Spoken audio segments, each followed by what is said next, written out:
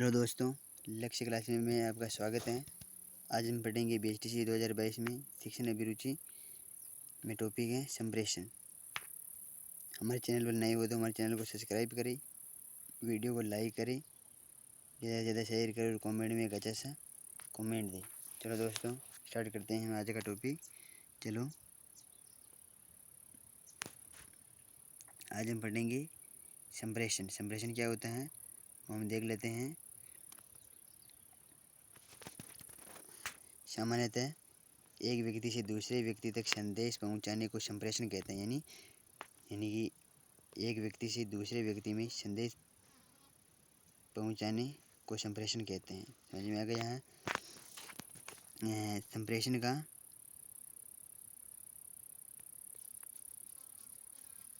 यानी कि संप्रेषण का कम्युनिकेशन लैटिन शब्द कम्युनिस यानी कम्युनिस से बना है, जिसका अर्थ है कॉमन या सामान्यतः। अतः इस आधार पर कहा जा सकता है कि संप्रेषण एक ऐसी प्रक्रिया है जिसमें व्यक्ति परस्पर सामान्य समझ के माध्यम से सूचना या विचारों का आदान प्रदान करता है।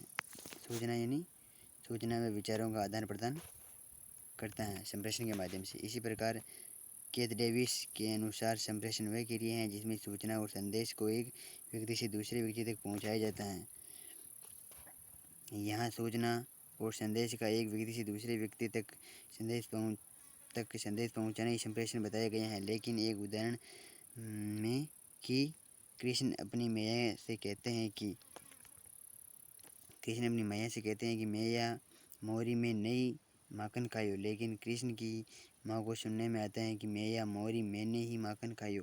उपरोक्त उदाहरण में संदेश दूसरे व्यक्ति तक पहुँच अवश्य रहा है, लेकिन उस अर्थ में नहीं जिस अर्थ में प्रेषक उसे भेज रहा है। अतः वास्तव में सूचना या संदेश के साथ यदि उससे जुड़े अर्थ, भावनाएं तथा संवेग, समझ, इच्छाओं, आकांक्षाओं, विचारों, हाव भाव तथा आचरण आदि भी उसी रूप से दूसरी ओर पहुंचता है जिस रूप में भेजा गया है, तो उसे संप्रेषण कहते हैं। यानी कि संप्रेषण उसे कहते हैं यानी कि जिस हाव भाव से व्यक्ति पहुंचाना चाहता है, अपनी बात कहता है और उसी हाव भाव में व्यक्ति अगला समझ जाता है, उसे ही हम संप्रेषण कहेंगे। आगे देखते हैं संप्रेषण का उद्देश्य। प्रेरणा देना। संप्रेषण का उद्देश्य किसी को प्रेरणा देना, सूचना देना, सूचित करना, चेतावनी देना, व्यवहार में परिवर्तन लाना, दूसरों के साथ अच्छे संबंध बताना या दूसरों के साथ अच्छे संबंध बनाना, सुझाव देना, अधिगम को अर्थपूर्ण तथा समझयुक्त बनाना, ये संप्रेषण के उद्देश्य हैं। संप्रेषण के तत्व कौन कौन से हैं वो देख लेते हैं। एक प्रेषक होता है जो संदेश भेजता है, प्रेषक होता है, संदेश होता है, फिर किस माध्यम में भेजता है। माध्यम कोई भी हो सकता है, कोई इशारा हो सकता है, बोली हो सकता है, और कोई संकेत हो सकता है, संकेत, प्रतीक, विचारों को भाषा प्रदान करना, संदेश को पढ़ना, अर्थ निकालना, पृष्ठपोषण,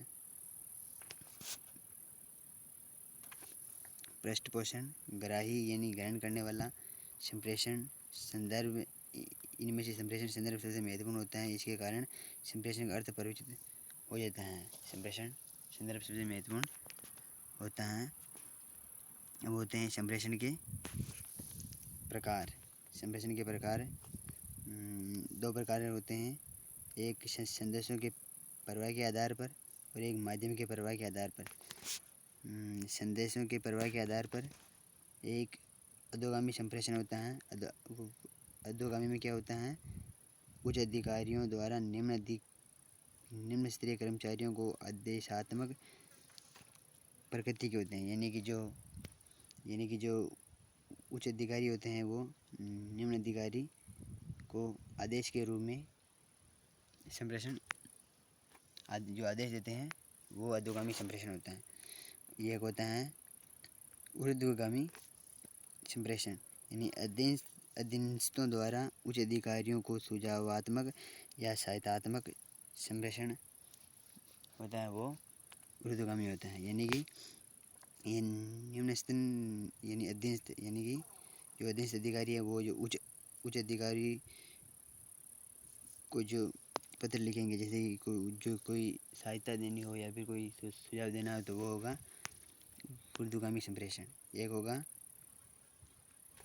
समतल संप्रेषण, यानी किसी संगठन एक स्तर के विभिन्न अधिकारियों के मध्य संदेशों का आदान प्रदान, यानी कि कोई संगठन है उसमें विभिन्न अधिकारी हैं जो एक स्तर के हैं, जो उनमें जो संप्रेषण होगा वो होगा समतल संप्रेषण। ये तो हो गया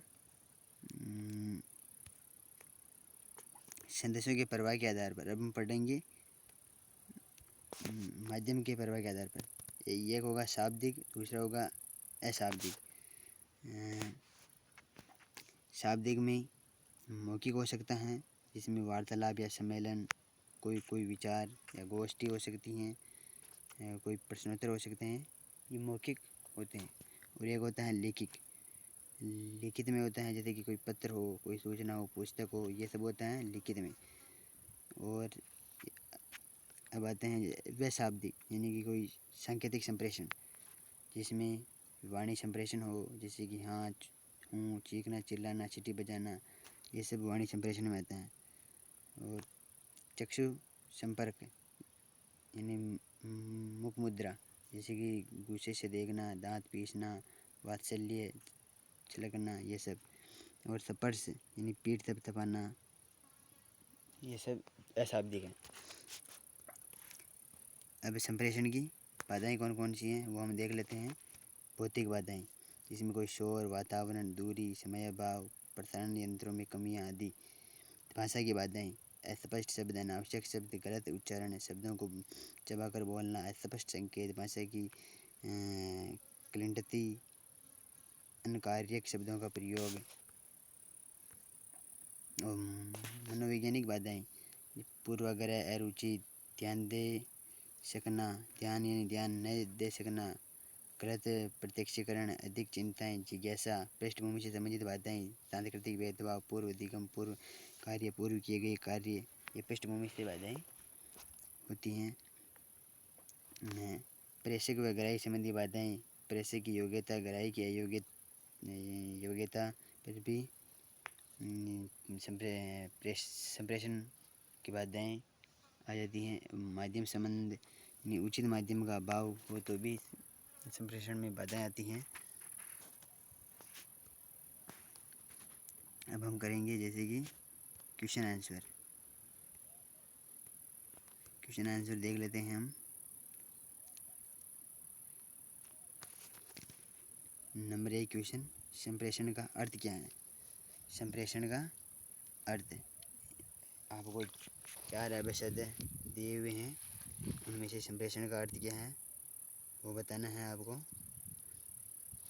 संप्रेषण, इसमें सटीक आंसर देना है। संप्रेषण, ये सटीक आंसर ये है कि ये एक व्यक्ति की बात उसी अर्थ या भाव में अन्य तक पहुंचना, ये संप्रेषण का अर्थ है। इसमें आपको पूरे में से पूरे सबसे सटीक आंसर है तो 3 नंबर मिलेंगे।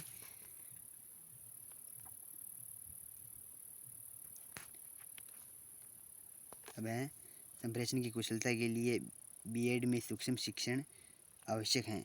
क्यों आवश्यक है ये भी हमें देखना होगा कि विभिन्न कौशलों के विकास हेतु संप्रेषण की कुशलता के लिए बीएड में सूक्ष्म शिक्षण आवश्यक है। संप्रेषण की कुशलता के विकास हेतु। क्वेश्चन नंबर 3, सूक्ष्म शिक्षण के लिए क्लोज सर्किट टेलीविज़न का प्रयोग उपयोगी है।